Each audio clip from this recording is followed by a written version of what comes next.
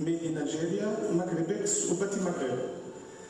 Donc, on remercie bien entendu la société Aboblette de cette invitation et je dirais, de cette rencontre qui va vraiment aider un peu le secteur de l'Internet à se développer, que ce soit les solutions de commerce électronique, des solutions de business et tous les services annexes qui s'en suivent. On va débattre certains sujets pour éventuellement parler un peu du contexte des solutions de business, des solutions de commerce électronique plus précisément. Et on va débattre ces sujets avec des intervenants. Donc, M. Paul si Mouaz Khandouli, qui est le conseiller de la Poste tunisienne, il va donc présenter la solution de la Poste tunisienne en termes de paiement. La Poste tunisienne, elle était parmi les initiateurs du commerce électronique en termes de paiement. Donc, toujours ils sont innovants. Je connais bien la solution de la Poste, mais certainement, il va nous donner une suite de ce qui a été fait depuis des années. Donc, également, je vais donner la parole par la suite à Si Mahmoud Tounsi de l'ANSEI, et il va parler du guide électronique dans le système électronique. La signature électronique, exactement. La signature c'est des concepts vraiment qui sont très intéressants et d'actualité pour la sécurité informatique et la sécurité des transactions. Par la suite, je vais donner la parole à Si Adel Zarrouk, qui est le directeur général de FWC. Et il va nous exposer un peu les solutions qu'il développe dans le commerce électronique. Éventuellement, donc, on va ouvrir par la suite le débat et je vais intervenir et je vais présenter mon expérience éventuellement dans le secteur du commerce électronique B2B. Je vais développer, peut-être pour faire avancer les choses, je vais parler des choses qu'il faut développer et comment aujourd'hui un promoteur, moi certainement il y a des promoteurs, des jeunes promoteurs qui sont là et certainement qui souhaitent développer le secteur de e-business en Tunisie. Quels sont les problèmes auxquels on est confronté, quelles sont les étapes à bien mettre en place pour aborder un projet de commerce électronique ou bien de e-business, pour faire avancer les choses. Et puis on va éventuellement, si vous souhaitez, ouvrir nos débats, donc des questions, si vous avez des questions, et on peut faire des réponses. Je pense qu'on peut même faire une interactivité plus poussée, de telle manière, s'il y a des questions en temps réel, c'est-à-dire après avoir fait la présentation, pourquoi pas. On veut que ce soit un débat d'échange d'informations. Donc on va commencer par la présentation de Si Mouaz Khandouli de la solution de paiement électronique de la Poste. Si Mouaz.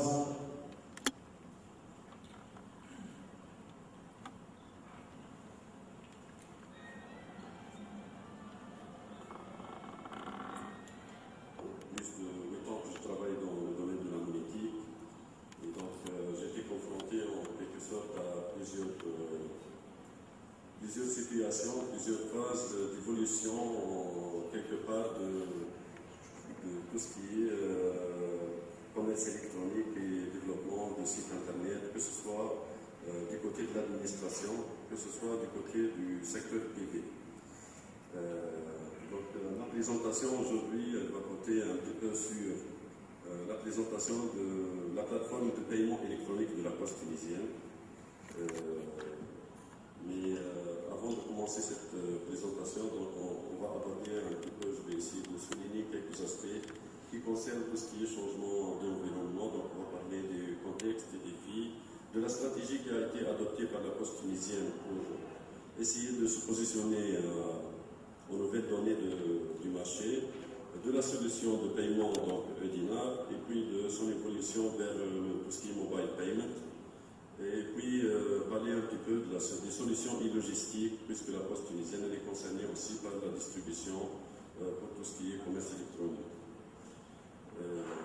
Nous sommes en train d'assister en quelque sorte nous avons assisté, peut-être qu'on est un peu en retard par rapport à ce qui a été dit hier, que le monde bouge, ça évolue et ça fait presque plus d'une dizaine d'années que l'Internet, on en parle en Tunisie, mais je pense, d'après mon point de vue, qu'en Tunisie, on n'a pas encore atteint une certaine maturité dans ce domaine. Donc, le développement des services électroniques et l'utilisation essentiellement de l'Internet pour tout ce qui est commercialisation des produits de l'entreprise, changement un petit peu du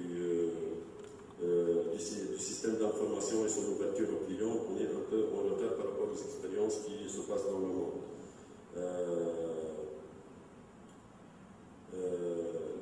L'influence des nouvelles technologies a une importance capitale sur l'activité et les métiers principaux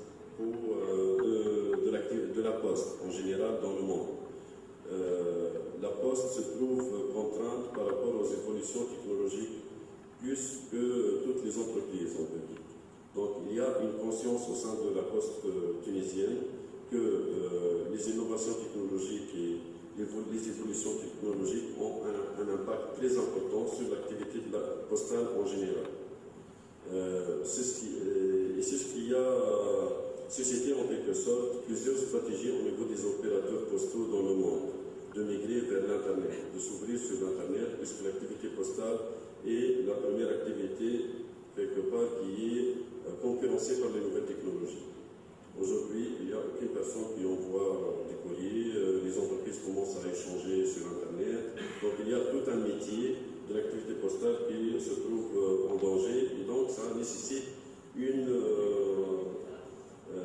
adaptation par rapport à ces nouvelles données. Donc il y a une innovation en termes de services électroniques postaux, et il y a aussi une évolution des exigences et des comportements des clients, une accentuation de la concurrence.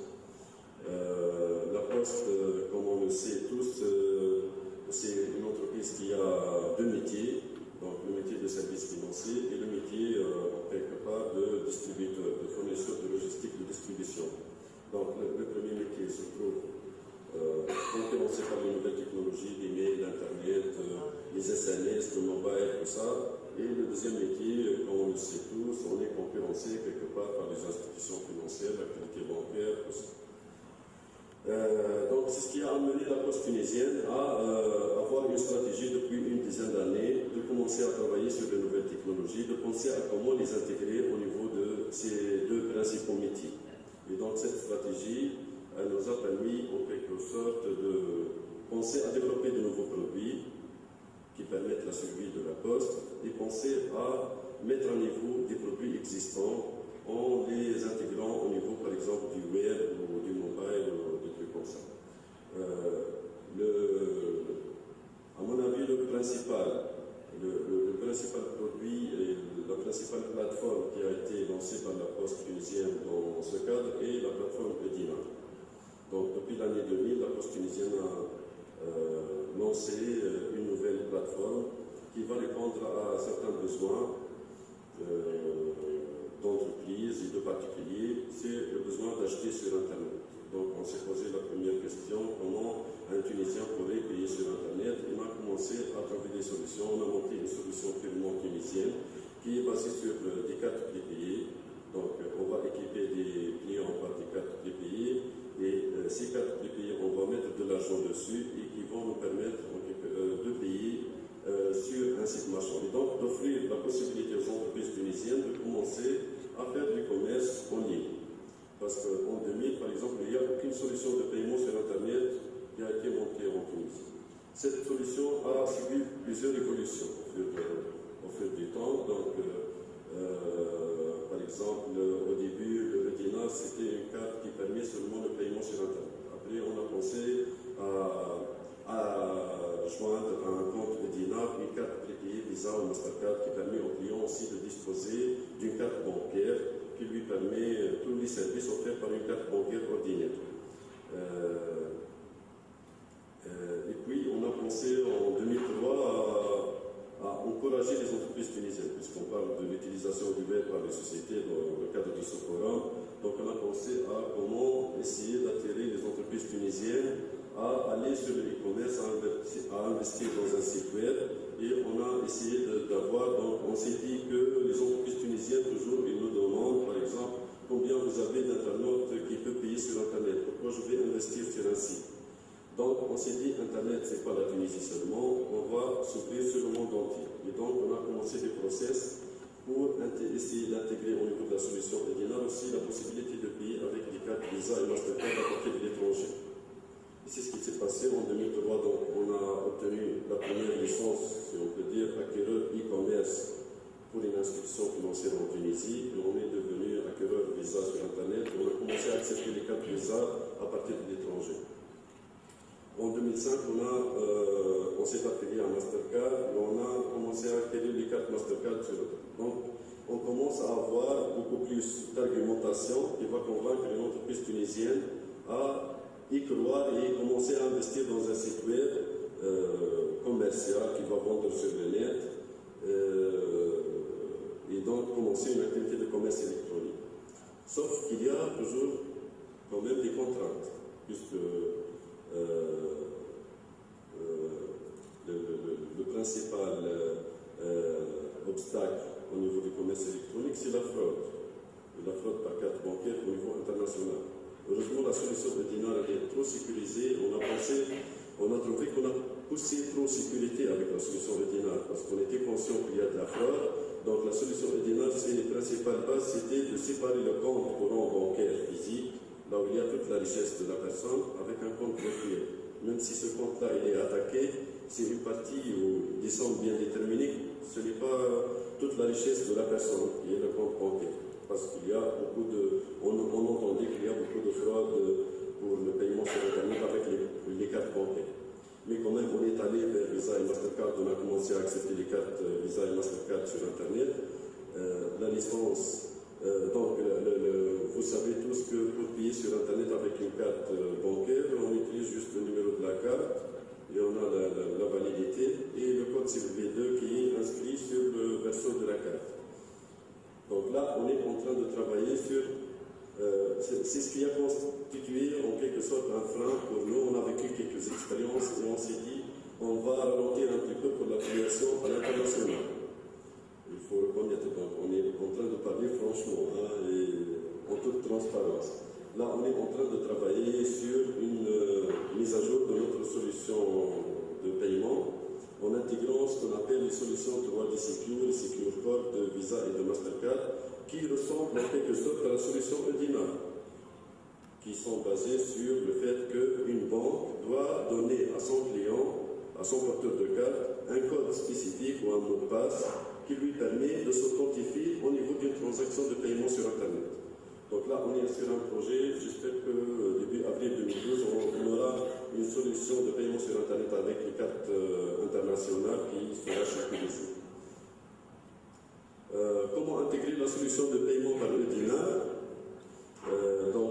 Il suffit de développer un site marchand, avoir un certificat électronique, héberger le site et intégrer un kit marchand. La solution de paiement Edina est basée sur, du côté entreprise et du côté site marchand, sur le fait d'intégrer des programmes exécutables qui sont fournis par la Poste tunisienne. Là aussi, on a constaté qu'il y a certaines limites. Des fois, on est en train de traiter avec les gens qui ne maîtrisent pas énormément donc, la technologie ou bien qui ont des limites avec leur boîte de développement, ils n'arrivent pas à intégrer et on reçoit quelques critiques au niveau de l'intégration du kit, la difficulté de l'intégrer. Hier, par exemple, ça a été cité qu'en quelques clics, on peut intégrer, par exemple, PayPal à distance sans le besoin d'aller de traîner et de comprendre une complexité technique ou des vérifications de papier. Dans le cadre de la nouvelle solution de paiement sur laquelle on est en train de travailler, on va essayer de pallier on va changer en quelque sorte l'architecture technique de la solution de paiement de la Poste. Donc j'espère que ce sera à l'instar des passerelles de paiement à l'international.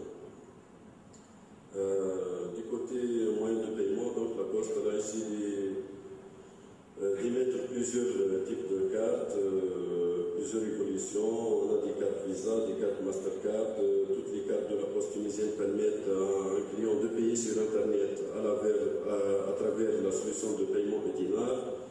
Mais toutes les transactions nécessitent une authentification de la part du client grâce à un mot de passe personnel qu'il peut modifier en ligne à tout moment. Alhamdoulilah, on n'a pas de fraude jusqu'à maintenant concernant nos cartes. On a migré aussi à la technologie PUS, donc les normes EMV, ça s'appelle.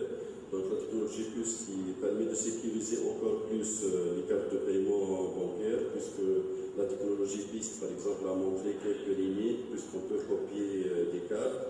Donc en Tunisie, on a migré, tout le secteur bancaire a migré vers les cartes à puce. Pour tout ce qui est, parce que la solution Dinar, quand même, la solution de paiement par carte bancaire, quand on dit e-commerce, il y a toujours plusieurs si on veut dire, deux peut-être grandes rubriques en matière de e-commerce. Il y a le B2C, il y a le B2B. Donc la Poste tunisienne, consciente de cela, a essayé de monter quand même des solutions qui sont adaptées au micro-paiement et des solutions qui sont adaptées au paiement de grands montants. Il y a des entreprises qui vont traiter entre elles. C'est des montants qui sont peut-être de l'ordre de quelques millions, et ce n'est pas donc la carte qui va être le support de paiement de cette transaction. Donc il y a le développement des formes de e-banking qui permettent de faire des virements sur Internet. Il y a la Poste tunisienne a développé sa propre plateforme de e-banking qui s'appelle ccpnet.poste.tn et qui requiert des normes de sécurité qui sont supérieures à un mot de passe, à l'instar de la signature électronique. Donc, quand même, il y a plusieurs réalisations. Il y a eu le développement de plusieurs sites, puisque la Poste tunisienne, c'est une entreprise publique. Il y a une proximité avec plusieurs administrations. Il y a eu le lancement de beaucoup de sites qui ont eu quand même des réussites, avec des entreprises ou bien des administrations publiques. Il y a eu aussi le lancement de quelques sites, quand même avec des entreprises privées, mais jusque-là, mon jugement personnel, on n'est pas arrivé à avoir une maturité avec un site qui fait plein de transactions par jour. Les gens, et donc le nombre de transactions, il reste quand même limité, il n'est pas très très développé. Donc,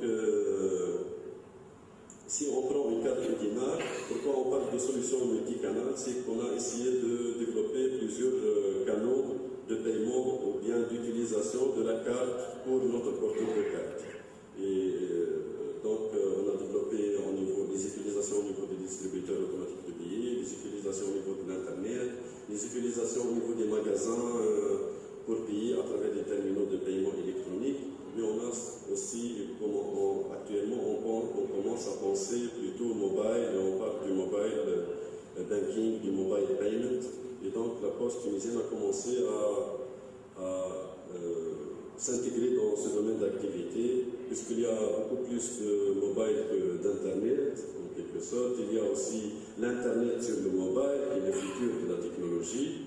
Donc la Poste a essayé d'ouvrir sa plateforme à travers le mobile, et donc on a lancé un service avec Tunisie Télécom en 2010 qui s'appelle Mobidinar, qui permet à un client de Dinar d'utiliser les sommes déposées sur sa carte pour faire des transactions de paiement. Actuellement, on a commencé avec quelques services, mais cette gamme-là, elle va évoluer. On est en train de travailler aussi sur le développement technique avec Tunisiana pour s'ouvrir à tous les opérateurs. Actuellement, la technologie qu'on utilise, c'est la technologie USSD. On n'est pas passé à des applications ou bien un interfaçage web à travers le mobile, parce que les principaux clients de la Poste ne disposent pas de smartphone actuellement, mais probablement on va commencer à s'intéresser aussi aux applications qui sont intégrées à travers les mobiles. Donc là, c'est le menu pour un client qui est inscrit au service. Pour les solutions e-logistiques, la Poste donc, fournit des services en matière de logistique de distribution. Elle peut être le support d'une entreprise qui a monté un site marchand ou une activité de commerce électronique de vente en ligne, puisque le client il sera servi à distance, donc le commerçant va lui envoyer ses marchandises à distance. Donc, je pense qu'à ce niveau-là aussi, il y a beaucoup de choses qui restent à faire au niveau de la Poste. Actuellement, nous sommes en train de travailler sur la possibilité de mettre en place une tarification spécifique. Il y a une commission qui est créée au niveau de la Poste pour étudier la possibilité de mettre en place une commission spécifique au niveau commerce électronique pour des prestations spécifiques de e-logistique qui concernent le commerce électronique. Mais quand même, sur le plan technologie, la Poste tunisienne a développé au niveau de Rapid Post un système de track and trace qui permet le suivi électronique des envois, chose qui est nécessaire et essentielle pour un internaute qui va acheter sur Internet et pour le commerçant pour pouvoir faire le suivi des commandes qui seront servies à son client.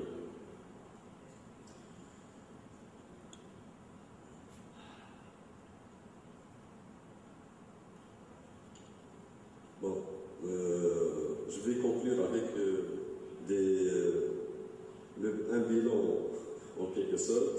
Ce qu'on a réussi à faire peut-être au niveau des années d'expérience en matière de paiement électronique, de commerce électronique, c'est le fait de réussir à équiper plusieurs clients avec des cartes prépayées. Donc il y a eu une réussite à ce niveau-là. Il y a des gens qui sont équipés par des cartes parce que pour faire des transactions de paiement, il faut que le client, avant tout, ait des cartes de paiement qui lui permettent de payer sur Internet, sur plusieurs canaux.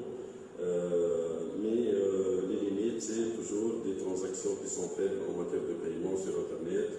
Et peut-être que aussi l'État, il faut qu'il y ait une volonté politique plus poussée au niveau du commerce électronique. Il faut que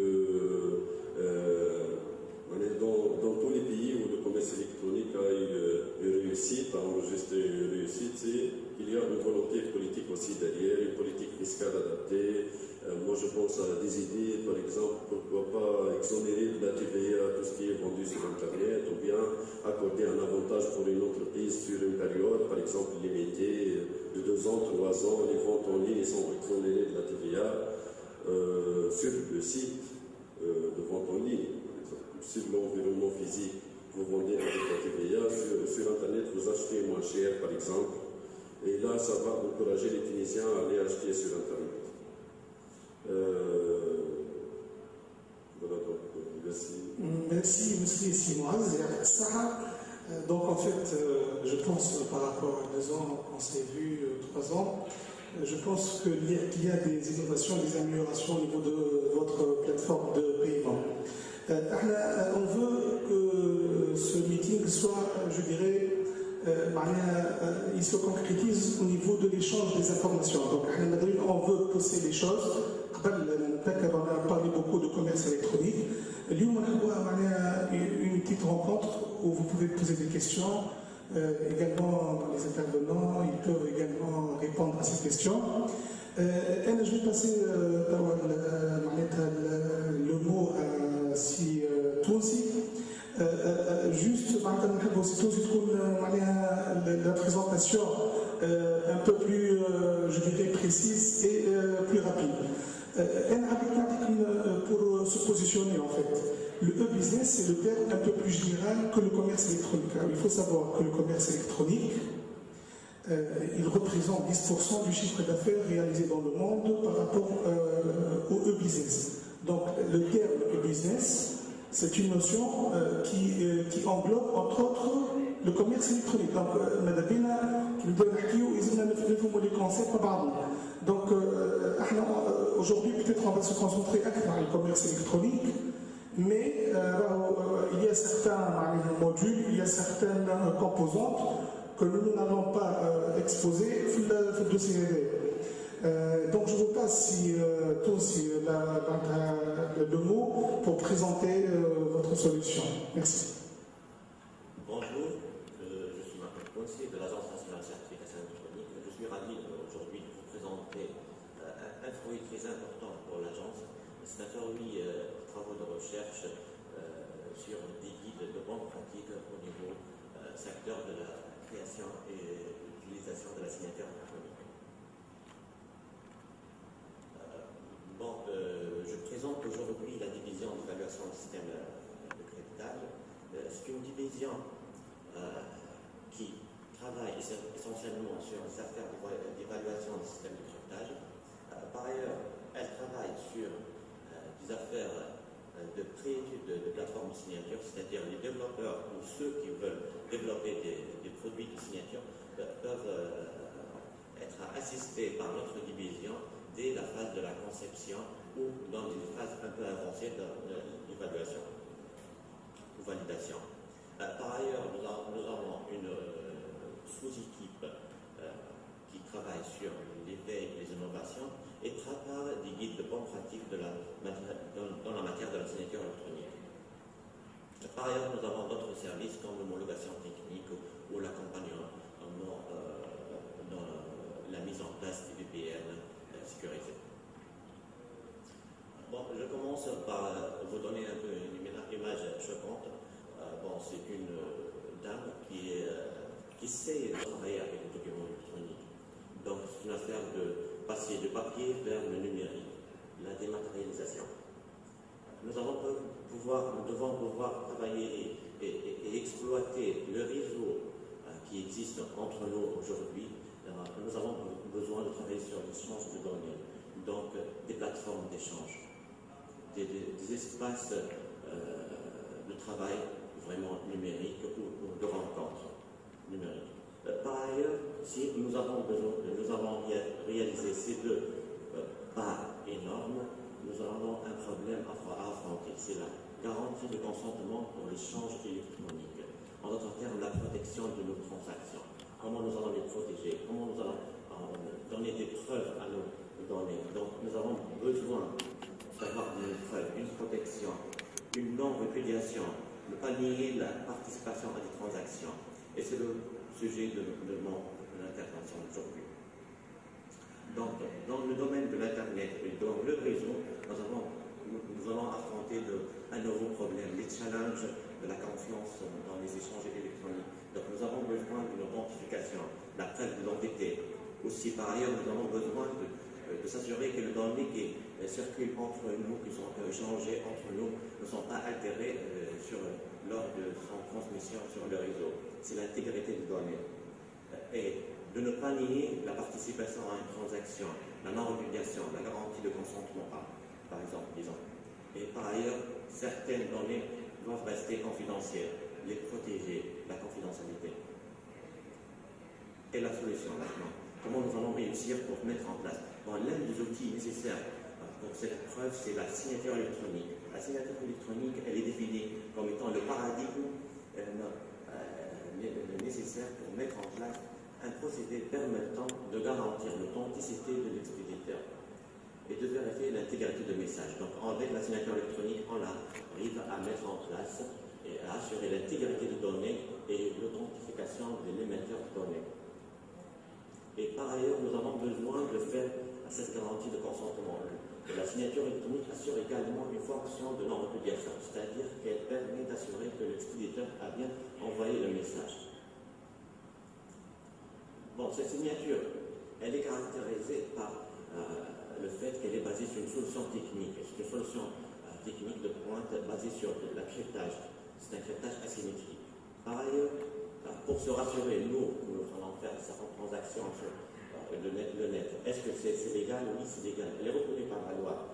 Est-ce que en Tunisie seulement? Non plus. C'est dans le monde entier. Plusieurs pays ont un cadre réglementaire qui régit cette signature électronique. C'est très important pour nous, pour l'ouverture à l'extérieur. Et par ailleurs, nous avons besoin des tiers de confiance. Un tiers de confiance qui vous livre, vous, les utilisateurs, à une identité numérique, un passeport électronique qui est nécessaire pour générer la signature électronique. Maintenant, je vais exposer un peu la signature électronique de manière technique. Comment on va faire? Donc, on a un demandeur un document à envoyer, va être envoyé par quelqu'un. Bon, ce quelqu'un, il a besoin de créer sa signature électronique. Enfin, sur le procédé technique, la signature, elle est basée sur deux notions. La notion de cryptage, deux notions de cryptage. L'une, c'est le calcul de hachage qui génère une empreinte, et une autre notion, c'est la cryptage asymétrique. Bon, en utilisant sa carte à puce ou son identité numérique, disons, dans cette identité numérique, elle est associée à une clé privée. Avec cette clé privée, on peut crypter l'empreinte et ainsi, nous avons créé la signature électronique.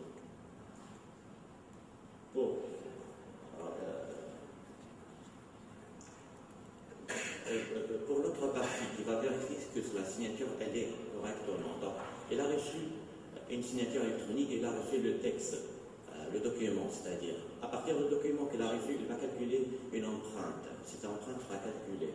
Et de la signature, il peut extraire l'empreinte reçue. Et de ce fait, de cette comparaison de l'empreinte et de calculer ou de l'empreinte décryptée, on peut s'assurer que la signature elle est correcte ou non. Bon, maintenant, je vous donne une petite comparaison entre la signature manuscrite et la signature électronique. Bon, au niveau de l'authentification du signataire, oui, les deux procédés dans l'authentification. Par ailleurs, pour la garantie de consentement, en disant la non-obligation, oui, tous les deux peuvent nous donner ça.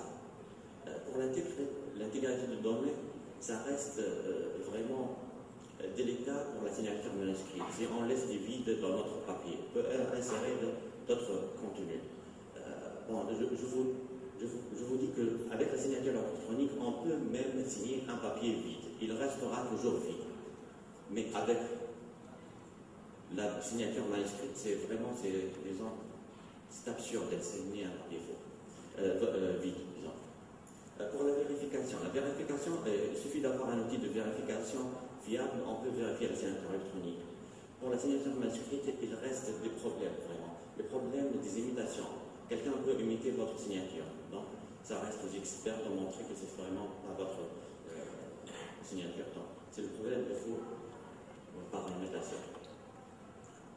Maintenant, dans ce domaine, vous, les entreprises, que vous avez un savoir-faire dans votre métier, ça vous reste à implémenter la signature électronique. Qui va vous assister pour ça?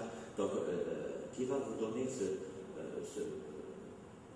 savoir-faire? C'est l'Agence nationale de certification électronique. Elle peut vous accompagner dans le domaine de la signature électronique avec son savoir-faire, avec la génération de l'identité numérique. Donc, l'Agence nationale de certification, c'est l'autorité racine de certification électronique en Tunisie. C'est le plus nouveau niveau de confiance en Tunisie. Elle opère dans le domaine de l'API, de l'infrastructure à clé publique. Donc, elle génère et elle délivre des certificats électroniques.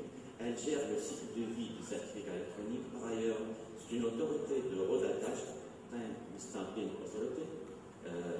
Elle travaille dans le processus de validation des produits de signature. Donc, elle présente un processus de pré-étude des plateformes de signature. Donc, c'est une sorte d'accompagnement pour les développeurs ou pour ceux qui veulent utiliser la signature électronique, et donne des guides de bonne pratique pour la signature électronique. Par ailleurs, elle a d'autres missions. Dans le domaine de l'accompagnement, l'agence, elle a, soi-disant, une autre division d'évaluation du système de cryptage. Elle a élaboré des guides techniques de la signature électronique. C'est pour donner des exigences techniques pour l'implémenter des solutions de signature. C'est pour le besoin de faciliter la tâche du développeur des applications de la signature électronique. Dans ce cadre, nous avons rédigé un guide de bonne pratique pour le choix des algorithmes de signature, un autre guide pour le format de la signature électronique, un autre guide de spécification technique de la signature, et un dernier guide de la rédaction d'une politique de signature. Ces guides sont dédiés pour les développeurs des applications de signature électronique ou pour tout utilisateur de la signature électronique, soit le signateur, soit le vérificateur de la signature électronique. Il est dédié pour des personnes physiques ou morales. Maintenant, je vais commencer par vous présenter un peu le guide de l'algorithme de signature électronique. Bon, C'est un guide de synthèse qui résume l'ensemble des algorithmes nécessaires pour créer une signature électronique. Quelles sont les recommandations utiles à respecter pour réussir un niveau de protection pour votre signature électronique. Dans ce guide, on parlera sur les deux aspects, hachage et fonction de hachage et les cryptages asymétriques. Nous avons notre guide sur le format de signature. C'est un guide nécessaire pour vraiment choisir le bon format qui va vraiment respecter le métier que vous avez, et le type de fichier que vous allez signer. Donc ce document, il met l'accent sur les différences entre les formats. Est-ce que c'est le format de style XML ou le format de style d'autres documents? C'est ça, dans ce document vous allez trouver la solution. Nous avons aussi spécifié un autre document, c'est le document spécification technique de la signature électronique. Il donne les exigences à respecter pour créer une signature électronique et pour vérifier. Il parlera aussi de plusieurs aspects de la vérification. Est-ce que c'est une signature à court terme ou à moyen terme? Ce sont des différences majeures qui doivent être conduites par le développeur pour réussir son activité et pour respecter les exigences de leur métier. Et le dernier document que je vais présenter, c'est le document de la politique de signature.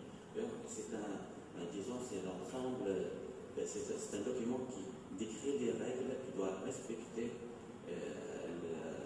soit le créateur de la signature ou soit le vérificateur. Ce document peut être référencié dans la signature électronique, soit de manière implicite ou explicite. Donc son objectif est de donner la démarche pour réussir l'écriture d'une politique de signature, spécifier les éléments nécessaires que doit contenir une politique de signature. Par exemple, ici, on peut avoir un secteur, par exemple le secteur bancaire. Il peut créer sa propre politique de signature où tous les banques vont se mettre d'accord sur les règles de création. Ils vont créer, par exemple, vont signer que de flux présentés sous forme XML ou par exemple, documents PDF. Et ils vont mettre des attributs un peu spécifiques à leur métier. Tout ça peut être expliqué et donner ces règles dans un document de politique de signature. Enfin, comme résumé, c'est un développeur. Dans la première phase, il a besoin de connaître quels sont les algorithmes à utiliser pour créer la signature électronique. Il a besoin de connaître le format dans lequel il va insérer ces données, les attributs nécessaires pour créer la signature, par exemple, ajouter le lieu de la signature, ajouter le temps, ajouter d'autres informations nécessaires pour créer la signature. C'est dans le document de format, il peut trouver ça. Enfin, il doit respecter des règles sur l'environnement d'utilisation de la certificat, des clés privées et des créations de la signature. C'est dans le document spécification technique de la signature électronique. Ces guides sont disponibles, les résumés de ces guides sont disponibles sur notre site web de l'Agence nationale de certification électronique. C'est le www.certification.pl ou www.ace.pl. Et pour avoir une version complète de ce guide, il suffit d'envoyer un email au guide.tech@certification.pl. Bon, les résumés sont sous la rubrique publication technique, guide technique de la signature. Par ailleurs, nous avons développé d'autres guides dans le domaine du VPN sécurisé. Comme j'ai parlé sur un process aussi très important, le process de pré-étude de plateforme de signature. C'est un process qui peut être initialisé de la phase de la conception. C'est un process qui accompagne les développeurs pour vraiment leur donner les exigences et les outils nécessaires pour réussir la création de leur propre produit de signature. Et par ailleurs, nous avons élaboré une checklist des exigences techniques qui peut être délivrée aussi aux développeurs ou pour ceux qui veulent travailler sur la signature électronique. Comme récap, donc aujourd'hui j'ai présenté un document les algorithmes recommandés de la signature, les formats de la signature électronique, un document de spécification technique de la signature électronique, un document de rédaction d'une politique de signature électronique. Aussi, j'ai présenté le process validation, le process de préétude des plateformes de signature électronique et la checklist d'évaluation des produits de signature. Merci pour votre attention. Merci Tosi pour cet exposé. Donc, également, je pense qu'il y a beaucoup de valeur ajoutée au niveau du volet technique. Donc, on ne peut pas parler de commerce électronique ni de e-business sans le technique. Il y a 2 ans, 3 ans, 10 ans, le technique, vraiment, c'était au début, donc il y avait beaucoup de problèmes. Aujourd'hui, je pense qu'il y a beaucoup d'avancées quand même au niveau technique. Personnellement, j'ai une bonne équipe technique dans ma société qui sont toujours à la page et qui essaient de développer avec les dernières technologies. Toujours, je me pose la question, Cassilias, il m'a proposé de participer à ce forum. Il m'a dit, on veut créer un événement, Tunisia Web Days, c'est pour encourager et mettre en exergue l'Internet, donc avec tous les volets, c'est le commerce électronique, les sites d'information, le e-business, etc. Donc, la question qu'on se pose, je pense qu'il n'y a pas vraiment beaucoup d'avancement par rapport aux 2 dernières années au niveau de l'initiative création de projets dans tout ce qui est e-business. Donc, moi, je note ce point. Peut-être il faut par la suite chercher des réponses. Donc, je pense que le volet technique, nous avons bien avancé.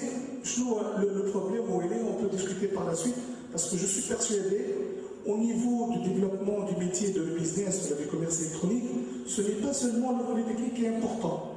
Bon, certes, il est très important, mais pour réussir un projet, ce n'est pas seulement le technique. Donc, il faut peut-être parler de certains autres volets qui vont pousser les projets.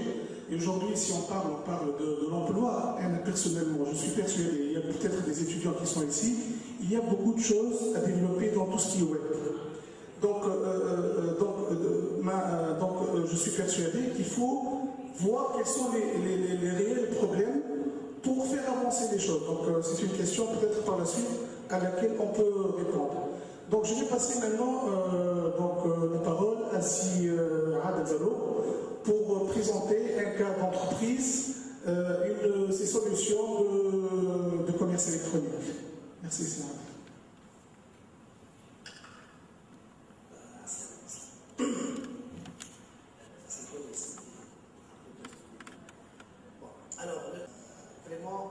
Sur le plan technique, je pense qu'on a bien évolué et on est en train de mettre en place des solutions qui peuvent répondre à la demande, à le futur du web en Tunisie ou du e-business en Tunisie. Mais laissez-moi d'abord l'état des lieux de e-business en Tunisie. ما كنتش كلمة تعبر عليها خير من بيت شعري بالعربي يقول ألقاب سلطنة في غير محلها كالهر يحكي انتفاخا صولة الأسد. يعني e-business, solutions qui sont à la page, mais ça n'avance pas. Il n'y a rien du tout. Il n'y a que des forums, il y a des spots ça à la télé, il y a des sites web qui sont bien faits côté de la poste et côté certification, l'agence de certification économique. Les solutions sont là, mais il n'y a rien qui bouge. Pourquoi? Alors, il n'y a pas d'idée, il n'y a pas de volonté, et aussi, les solutions qui ont été adoptées, bien que techniquement ils sont bien faites, mais il ne suffit pas que la solution soit techniquement viable ou fiable pour qu'elle soit une solution ou une réponse ou un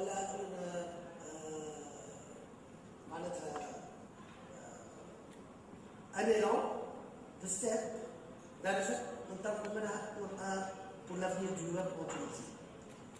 Tout d'abord, le problème c'est on met les concepts, on بعد نعمل les solutions. Parce que les plateformes, le problème des plateformes, في العالم فما برشا شركات فما برشا مؤسسات عملت دي بلاتفورم، فما اللي عملت دي بلاتفورم par leur propre initiative، فما اللي عملت دي بلاتفورم كبيره وتري تكنيكمون تري ايفولوي، ولكن كوميرسيالمون سا با ريوسي. عام اثنين ثلاثه ما عادش تستوعب، تموت تمشي.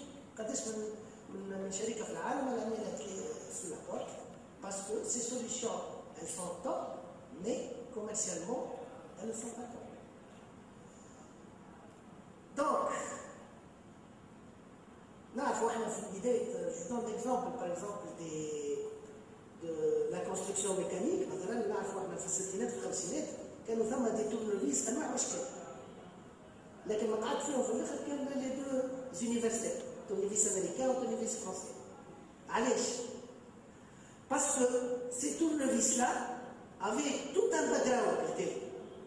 Les machines, les sociétés qui produisaient des machines, qui produisaient des mécanos, etc., faisaient des vis pour ces tournevis-là. Par contre, les autres tournevis, les formes différentes, il n'y avait pas de machines ou des sociétés qui produisaient beaucoup de machines pour ces tournevis. En fait, en analogie avec ce que je dis, sur le web, on met des solutions, on met des plateformes, c'est bien. Mais si il n'y a pas des idées, des agences, des structures, il n'y a pas des solutions réelles qui fonctionnent avec ces plateformes, dans quelques années, vont disparaître. On ne les verra plus. Parce que la Poste qui paye des ingénieurs, qui paye des techniciens, qui paye pour des solutions, qui après 5 ou 10 ans ne vont pas donner satisfaction, ne va plus investir dans cette voie. Et on va voir que ces plateformes ne vont plus évoluer, ne vont plus muter vers des solutions encore plus performantes et se vouer à l'échec. Donc, c'est pour ça que ceux qui mettent les solutions, ceux qui mettent les plateformes, et desquels ils ne travaillent pas de concerto avec tous les intervenants du secteur, qui sont les agences web, les chefs d'entreprise,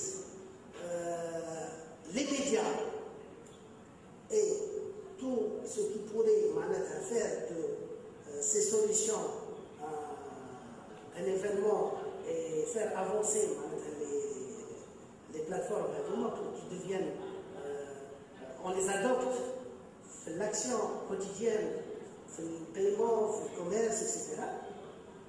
On va trouver, après un certain bout de temps, qu'on a dépensé de l'argent, qu'on a gaspillé du temps pour faire. Et on restera toujours tributaire d'autres solutions ou d'autres plateformes qui sont internationales. Donc, tout d'abord, bien que je salue un tabac في séminaire en 2010 في le pôle technologique de Gazelle, on a présenté les solutions dans le divan, etc. Et je salue l'effort qui a été fait parce qu'on est en train d'avancer. Mais malheureusement, je ne vois pas beaucoup de sites web qui utilisent ces plateformes-là, qui utilisent ces solutions-là. Peut-être que femme a des raisons. Peut-être que ces plateformes ne sont pas très ouvertes. Peut-être que ces plateformes demandent des solutions. Elles n'acceptent pas certains modes de paiement, peut-être qu'il y a des problèmes techniques, peut-être vraiment donner la chance à ces plateformes et à tout ce qui est technique de réussir, c'est de mettre derrière tout ça une vraie politique, une vraie stratégie de travail d'ensemble qui regroupe tout le monde, tous les intervenants, tous les maillons de la chaîne. L'état des lieux le commerce électronique en Tunisie, le e-business, on est encore loin du compte parce que malheureusement les chefs d'entreprise ils voient le e-commerce comme un auxiliaire de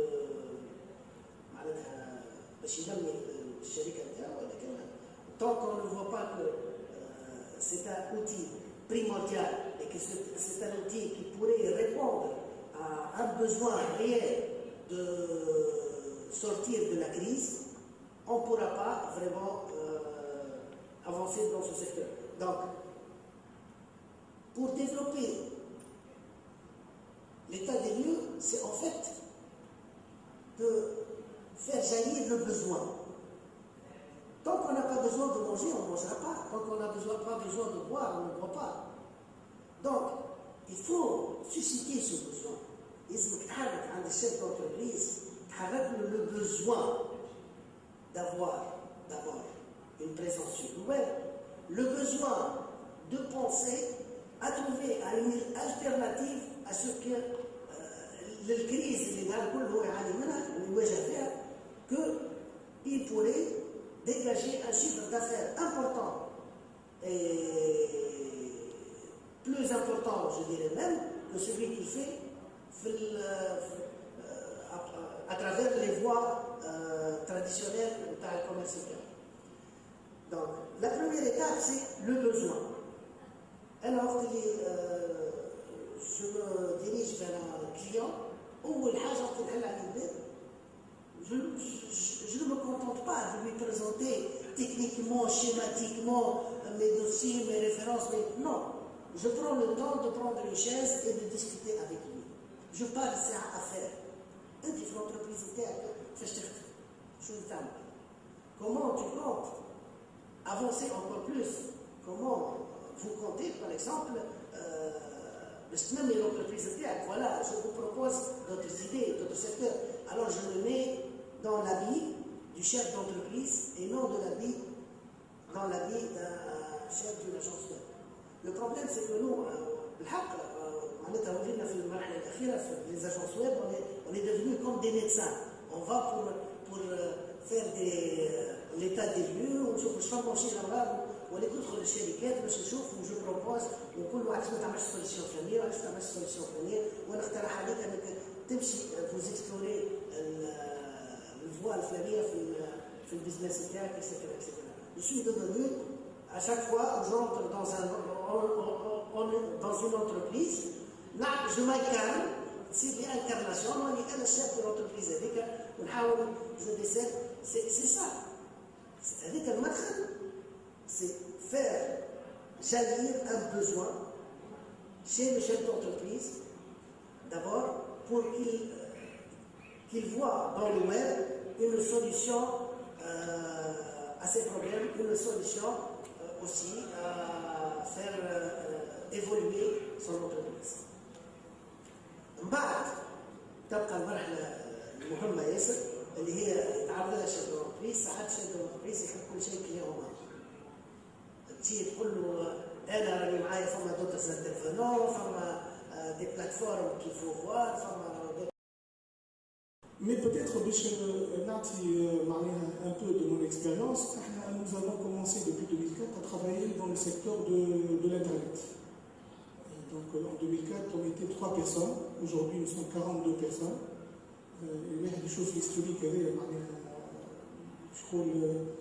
Je pense qu'il y a beaucoup de choses à faire dans le secteur. Donc c'est un secteur d'activité qui fait employer des gens.